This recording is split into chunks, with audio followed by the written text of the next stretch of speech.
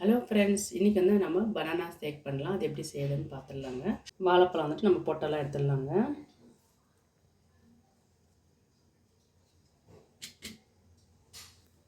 நான் சின்ன வாழைப்பழம் 2 எடுத்துருக்கேங்க. ஏழைக்கு பழம். நீங்கள் பெரிய வாழைப்பழம்னா நீங்கள் 1 எடுத்துக்கினா போதுங்க. சின்ன சின்ன பீஸாக கட் பண்ணிடலாங்க.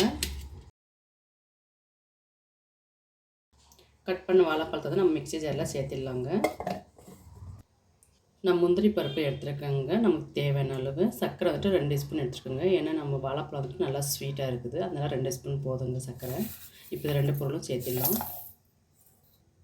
பால் நான் ஆல்ரெடி காய வச்சு ஆற விட்டுருக்குங்க. இப்போ இதையும் சேர்த்திக்கலாங்க. நல்லா பேஸ்ட்டாக அரைச்சி எடுத்துடலாங்க. நைஸாக அரைச்சாச்சுங்க.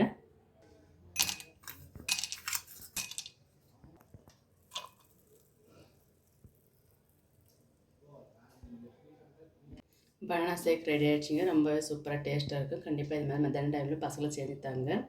ரொம்ப ஒரு சூப்பராக ஒரு டிஷ்ஷுங்க. இந்த டிஷ் உங்களுக்கு பிடிச்சிருந்தால் லைக் பண்ணுங்கள், ஷேர் பண்ணுங்கள், கமெண்ட் பண்ணுங்கள், சப்ஸ்கிரைப் பண்ணுங்கள், பக்கத்தில் பெல் பட்டனை அமுத்திக்கோங்க. ஓகே ஃப்ரெண்ட்ஸ், பாய்.